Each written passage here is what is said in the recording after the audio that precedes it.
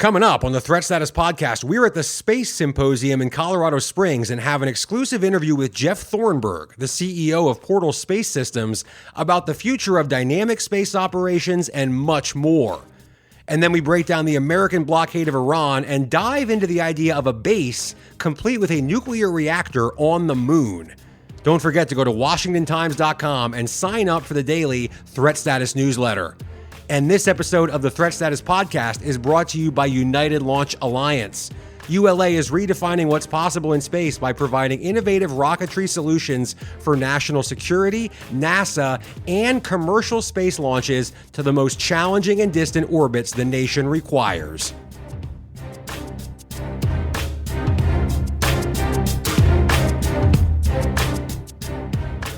Hello and welcome to the Threat Status Podcast. I'm your host, Ben Wolfgang, national security correspondent at the Washington Times, and John Seward is here with me this week in Colorado Springs, home of the Space Symposium conference, which is where we've been spending our time over the past couple days, and there's a lot to talk about from the convention this week, which John and I will get into in just a minute, including the idea of a nuclear reactor on the moon and why the Trump administration says that's now a major national security priority for the United States. And Jeff Thornburg from Portal Space Systems will explain later why dynamic space operations, satellites that can maneuver in orbit and do all kinds of different missions in space, are crucial to American dominance in the domain moving forward. But quickly before we get there, Iran is, of course, on our radar here this week because we're watching this blockade play out in real time, with the U.S. essentially trying to choke off the Iranian economy, limiting its ability to really conduct any kind of sea trade. And of course, that's most important when it comes to Iranian oil exports, the lifeblood of the country's economy. It's a fast-moving, fluid situation, as we say every week. Things are changing by the hour. As we record, it looks like talks could open up again soon between the two countries. But I think bigger picture, what's really struck me over the past few days is this game of political and economic chicken that's playing out here. Iranian officials, as I'm sure a lot of our listeners saw, essentially mocked the U.S. and said that we'll soon be nostalgic for $4 gas because prices are going to be rising so dramatically if this keeps dragging on. But the Trump administration thinks that Iran is going to crack first. And that's a risky strategy for the president. And it's really risky for the Republican congressional candidates who are going to be on the ballot in November and are going to have to one degree or another, defend this administration's strategy when it comes to Iran. So if this goes poorly, it could go down as a major miscalculation. But on the other hand, as the White House is betting, if Iran backs down, agrees to end its nuclear program and take other steps the U.S. wants, this would be a gamble that history, I think, will look at as having paid off. I know we keep saying we're at a critical moment here with the U.S.-Iran war, but we really are in the next couple of days, next couple of weeks here, because I think a resolution's coming one way or the other. And of course, as we've detailed before in the show, U.S. space-based capabilities are central now to our ability to wage war against Iran in the Mideast or really anywhere in the world at this point. And that concept, the idea of space being crucial to everything the U.S. is doing from a national security perspective, is really at the forefront of every discussion that we're hearing here at Space Symposium in Colorado Springs this week. John, you've been all over this convention for the past 48 hours. You had an exclusive interview with Jared Isaacman, the NASA administrator, among other exclusive videos, podcasts, stories that the Washington Times is going to have over the next few days. But what are the big themes that you're hearing? What should people be taking away from Space Symposium this week? Yeah, I mean, it's been an extremely busy week. I'm still trying to catch my breath, right, with the Colorado Springs altitude, but we've been doing really good, talking to a lot of folks. The moon base is one of those things that everyone seems to be talking about. It's very much high on the priority list. Go take a look at our story that's on the homepage right now, front page of the paper today as we're recording this. But effectively, right, Jared Isaacman, that NASA administrator that we talked to, he said, to build a moon base so that this time we can stay. The intent here is not just to put boots back on the moon, leave the boot print, leave the flag, the historic images that we're familiar with. Instead, It's actually to start to build infrastructure on the moon, start to build things out so that we can have a very permanent presence there. The director of the White House Office of Science and Technology Policy, Michael Kratsios, Also said that the administration's priorities would shift around this, starting to involve the Department of Energy, the Department of Defense with NASA, specifically for nuclear fission on the moon, trying to put that reactor on the moon to establish this presence. But they both also kind of couched and said it's not so much that the operations on the moon will require the reactor, but that this is just a testing ground. This is just the first step. And that all of the technologies that go into it are going to be things that are critical for defense and for energy infrastructure moving forward in the future. So this is it's very much a testing ground in their mind, trying to figure out these power demands. They also asked the public to kind of set aside some of the sci-fi expectations of like a glass dome sitting on the moon and everything looking perfect. They said, no, it's probably going to look a little bit more like a construction site, and a little bit less like what we expect with sci-fi. You know, it's interesting too, because there's this idea, this undercurrent here of the space economy, basically business opportunities in space, on the moon.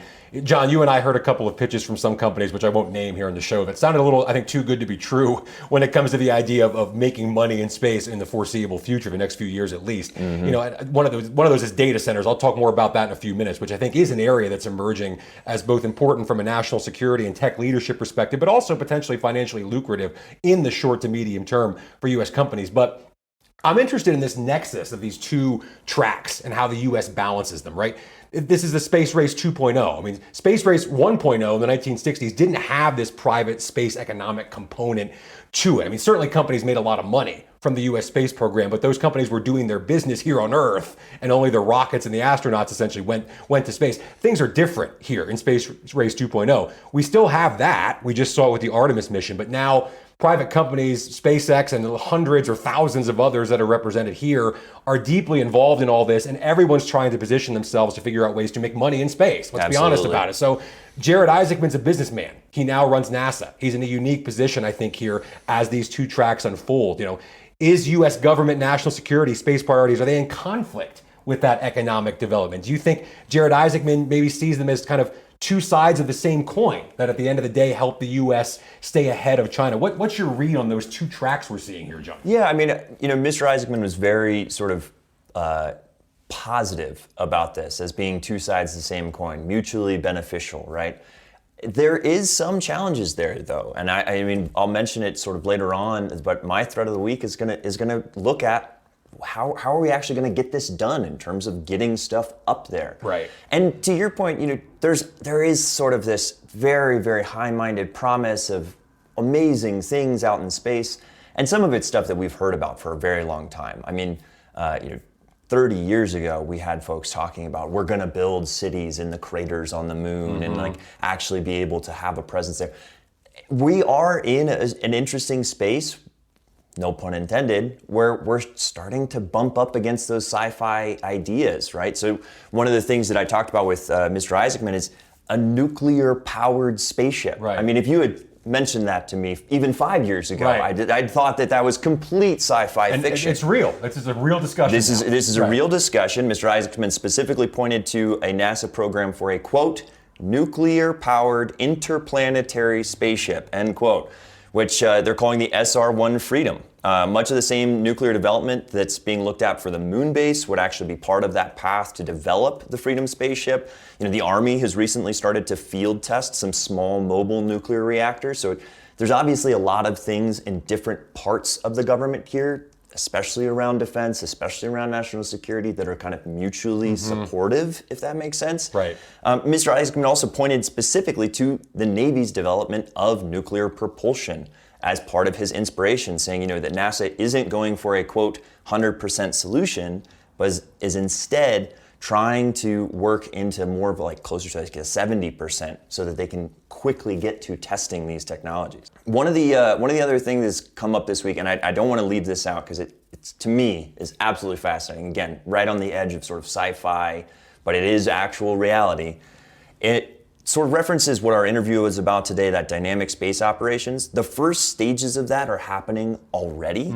Talked to a lot of folks here at the conference about non-Earth imaging. And effectively what that is, we're seeing classic sort of imaging intelligence satellites being turned away from our little blue marble and instead taking pictures of each other, right? So the example that's already out there right now, but that's sort of being talked about, is Vantor released an image of a Chinese satellite. They swapped that picture from the Earth to another object in orbit. Yeah. And they're not the only company. We spoke to a couple of companies about this idea of we're actually starting to take a lot more imaging and intelligence and mapping capability and look outside of our own planet. Look to the lunar surface, the Martian surface, and just the space around us in general. And I absolutely think that that's fascinating. Again, feels very much like on the edge of what is sci-fi versus reality, but this is happening right now. And to our interview today, it's that first step, right? Imaging and intelligence is critical in warfare. We know that here on Earth. Right. But it will continue to be critical no matter what domain we go into, including space operations.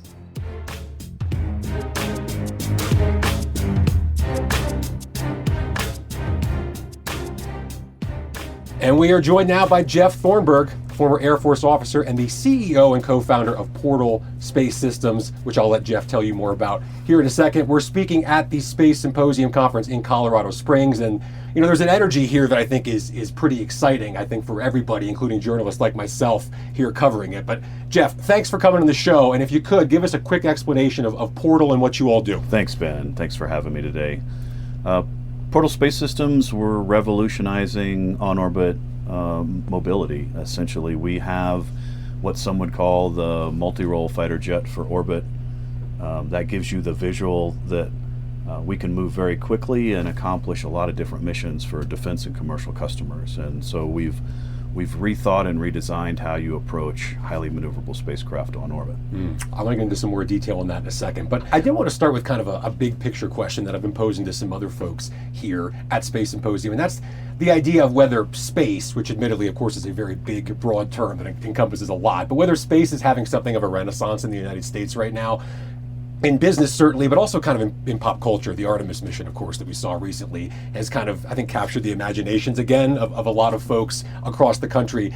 How would you describe sort of the atmosphere or, the vibe, to use a technical term, if you will, around space and the energy that you're feeling here this week? Yeah, I'd probably use a tired metaphor, but an appropriate one. A rising tide lifts all boats. I think the public's perception of Artemis 2 and the whole crew dynamic, and I couldn't think of four better ambassadors to the general population on what space can become for the future of humanity than what happened at that mission. So I definitely feel that energy coming into this conference this year, and I think it's a part of a broader, maybe renaissance, but I think it's an acknowledgement from investors and industry and international partners that space really is the critical domain across all landscapes, especially our financial ecosystem and defense.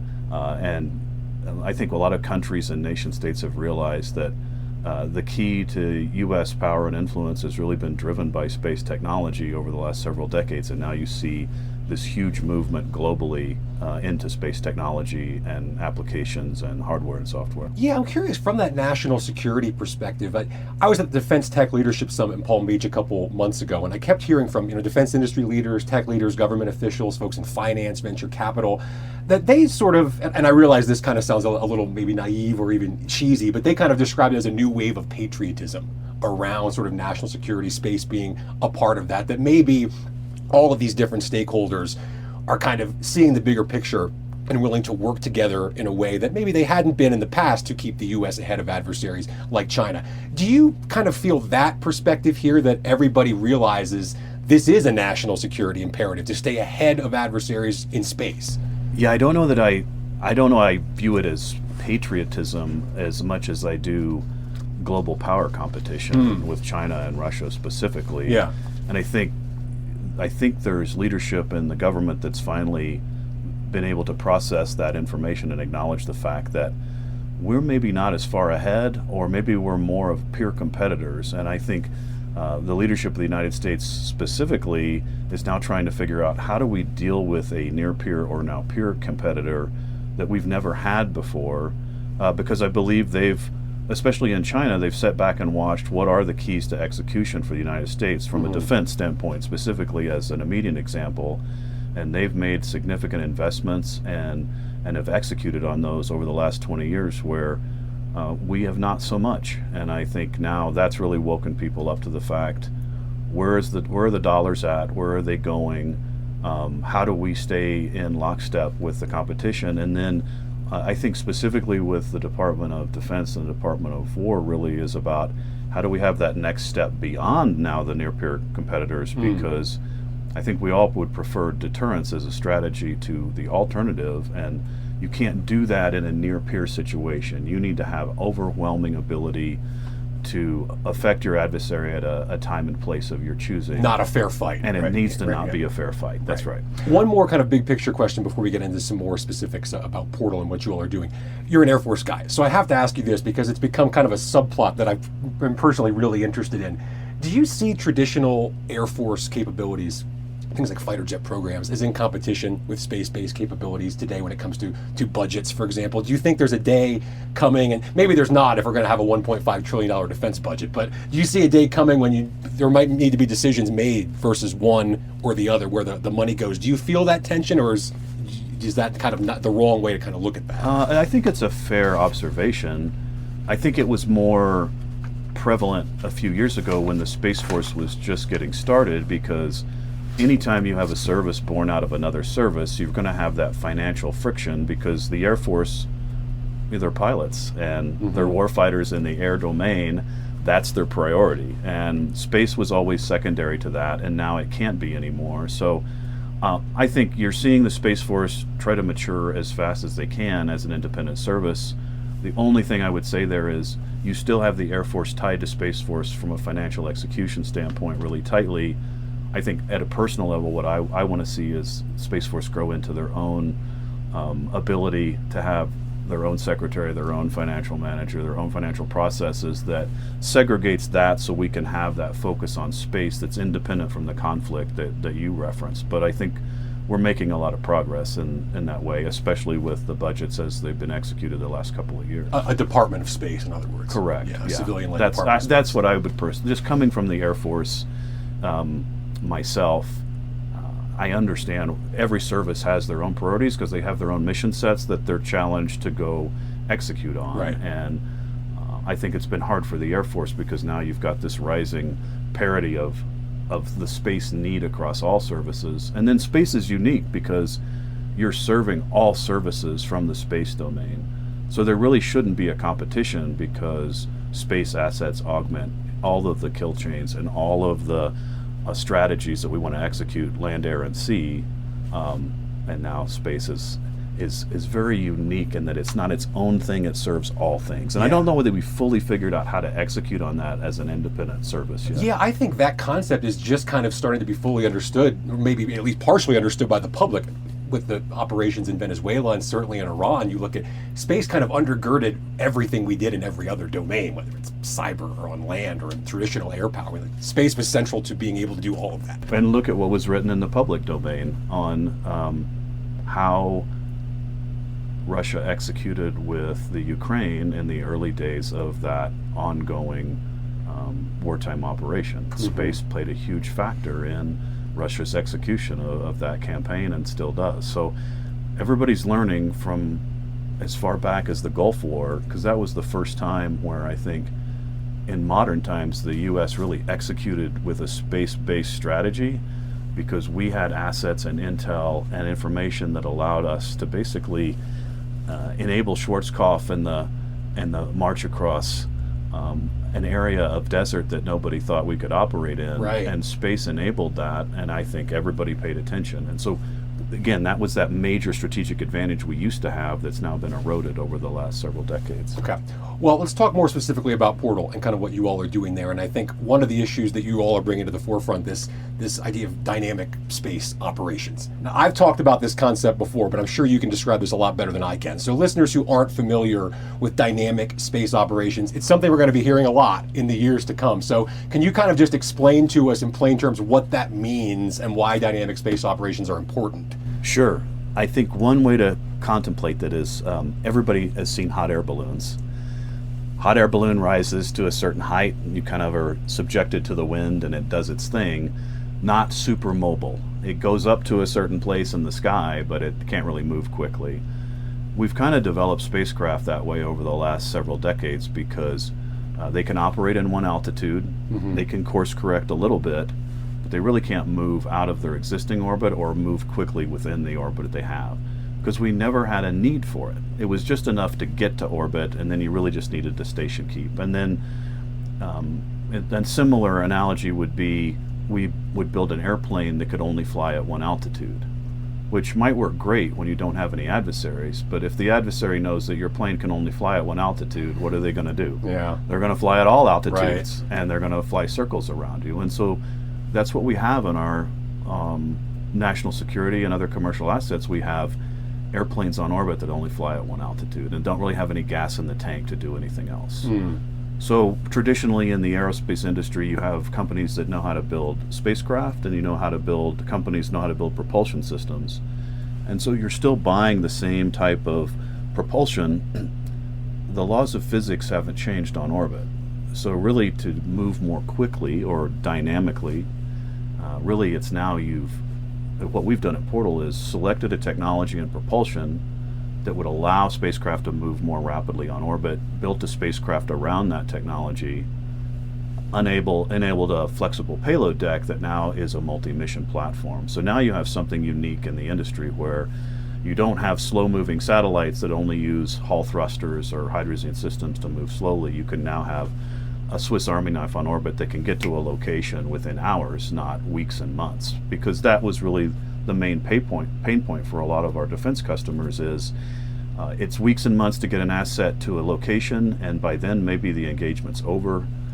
Or if you moved it, you can never move it again, and you don't want to take the risk that we really want it over here, but that we move it over here, we'll never get it back here again. Yeah. And so we might have forces that are operating blind from a space standpoint because something kicks off when we don't have assets in the right spot. So I wanted to fix that problem by rethinking how we executed on spacecraft design and then getting that hardware on orbit as fast as possible. Are you getting the sense that there's agreement? I mean, maybe there wouldn't be broad, agreement with everyone in a some sector or industry that encompasses as much as space does. But do folks generally agree that dynamic space operations are important and need to be prioritized from like a funding, research, development perspective? I know there have been some who have raised questions about how much do we need to sort of direct to that area, because do we need to also, some satellites are designed to be short-lived and cheap and kind of stay in one place. So you get the sense that the tide is kind of turning in terms of how people are thinking about that. I think so, but I think we still have a tendency to use a lot of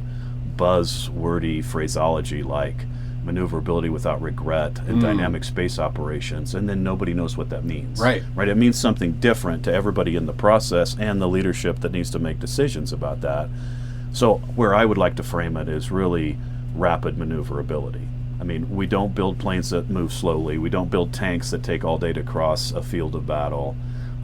We don't have drones that can't move quickly to execute. Everything is about speed and how you can operate in the domain, and space is no different. So I think what's happening is decision makers have woke up to the fact that you need rapid maneuverability in the space domain as much as you need it in the land, air, and sea domains. And now you see the industry trying to figure out, well, how do we execute on that? And fortunately for us, we started thinking about this 4.5 years ago, which we still don't have a ton of people in this space giving the customers a lot of options in terms of this rapid maneuverability. Because when something happens, for instance, for us, we want to have pre-positioned assets on orbit that are very Tony Stark-like, and we've got something going on, we'll be there in 2 or 3 hours. And can do a lot of different things. And that's the customer community is like trying to learn how to process that, because before they've never had access to that kind of thing. But then when you see China running circles around our assets on orbit, they have that kind of maneuverability, and they have other things that they're looking at, like refueling and exquisite docking capabilities and space domain awareness. So again, we need to be on parity or better, and rapid maneuverability unlocks that for our customers. Okay. One last thing, Jeff, because this is another issue that I've become incredibly fascinated by. I noticed on your website you talk about 3D printed components for some of your products. How is that going to work in the future? I mean, are you talking about actual 3D printing components in space? I mean, are humans doing some of that work? Is it entirely run by robots? What are we talking about when we start looking out years or decades into the future of how that's going to work? That's a great question. I think on the ground terrestrially, how we've engaged 3D printing is, I started working with that technology many years ago, back when I was still with SpaceX for propulsion systems specifically.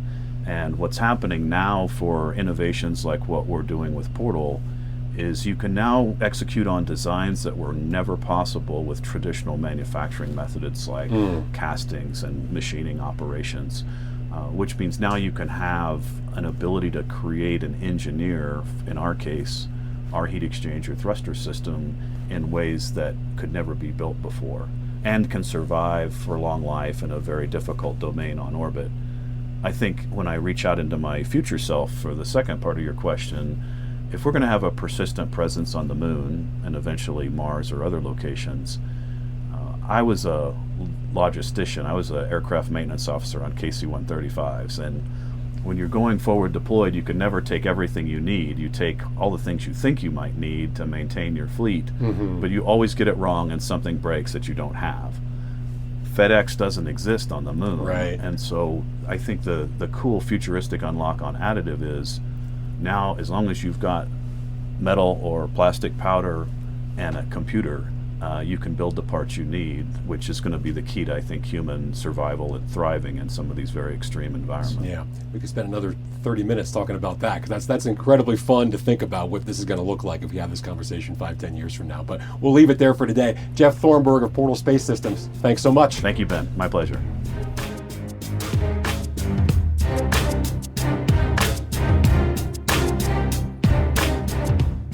This episode of the Threat Status Podcast is brought to you by United Launch Alliance. ULA is redefining what's possible in space by providing innovative rocketry solutions for national security, NASA, and commercial space launches to the most challenging and distant orbits the nation requires. And it's time now for Threat of the Week, our weekly segment here in the show where we each identify a threat, whether it's here at home domestically or in some corner of the world, that we think is threatening U.S. national security right now, this week, as you all listen to the show. And my threat of the week is the movement to ban data centers across the United States. Data centers, look, of course, these are increasingly large and oftentimes obtrusive facilities that house servers and other technological infrastructure that basically help us all live the lives we're used to in 2026 with our smartphones, apps, computers, and the like. I think most people are pretty familiar with these at this point, as they've kind of carved out a place in American pop culture. But more than 10 states, at least, are talking about banning the construction of new ones, at least temporarily. Just this week, lawmakers in Maine passed a bill to do that in what would be the first statewide ban, although there are signals that Governor Janet Mills wants to make some changes to that legislation. Municipalities are pushing their own bans. Denver, just an hour and a half or so north of where we are for Space Symposium, has passed a temporary moratorium on new data centers. Other jurisdictions are either already doing the same or proposed doing the same. There are a lot of reasons for this. Some people think they're just ugly and destroy the aesthetic of a city or a countryside. In Colorado, a lot of concerns related to water and how much of it is needed. We've talked before in this show about the massive amounts of power that they require and how that can lead to higher electricity bills for Americans or strains on electric grids. So there's a lot of things wrapped up in this. But the problem is as unpopular as it might be in some quarters to say, we need these things. And you talk to people across industry and government, including the military, and they'll tell you that in order to do what the U.S. needs to do on artificial intelligence, quantum computing, just to name a few, we need to process just mind-blowingly huge amounts of data, tons of it, quickly, which means we need more data centers. So leads to this other fascinating aspect of the story, which is the idea of data centers in orbit and perhaps even on the moon as a solution to this problem moving forward. We're going to explore more of that in future episodes here in the Threat Status Podcast. But for now, John, it's my threat of the week, because if we really start to actually ban new data centers on a broad scale across the US without a national strategy on how we're going to essentially replace that computing power that we're going to lose, that processing power, I would argue that could have a really big impact on US national security and certainly on our country's leadership in space and AI. It definitely seems like there's a gap right now in the local authorities and trying to decide how they're going to take care of their constituencies, and then this larger federal concern over being able to process a lot of information. Yeah, I mean, you wonder, the Trump administration came out, of course, and tried to push back on states' ability to regulate AI for partly some of the same reasons. You wonder if data centers could kind of fit into that broader umbrella that we say, no, this is so important to US national security that we're not going to let jurisdictions, states, towns, cities do this. Right. Well, my threat of the week, in keeping with our theme of the episode today, launch backup. So there's only actually 2 places in the United States that are currently in use for launching things into orbit. Here's the interesting part to me. That's whether it's civilian, commercial use, or national security priorities, does not matter, either of them. 2 places to launch. Now, talking with folks here at the conference, there's a real growing concern that the schedule for those pads is starting to back up and that there aren't many alternatives even in the works. You know, this is something that in our exclusive interview with NASA Administrator Jared Isaacman, I mentioned to him, he agreed that we need more. There is sort of one alternative site that NASA has, but it's not currently in use. And Space Force. Space Force has said on a panel here at the conference as well that we need more launch capability. So obviously a recognized risk for our threat of the week from me, but we haven't really heard a plan for how we're actually going to develop more launch sites here in the United States. And as we talk about a burgeoning space economy, or if we're going to actually have some sort of industry based on the moon, 2 launch pads seems like just too few when I'm looking at it and as I talk to experts here at the conference. Yeah, absolutely. I mean, this is all just infrastructure. We need a bunch of stuff, whether it's data centers or launch pads, to kind of get where it seems like everybody here at this conference, including Jared Isaacman, wants to get over the next 5, 10, 20, 50 Seems years. that way. Yeah. So thanks for that, John, of course, and a huge thanks to Jeff Thornburg from Portal Space Systems for that great interview, and a big thanks to everybody at the Space Foundation and everyone else involved with putting on the Space Symposium for making all of us at Threat Status feel very welcome this week here in Colorado Springs. And most of all, a big thanks to all of you, our listeners. Please go ahead, hit that subscribe button and share with all of your friends. We'll be back next week on the Threat Status Podcast.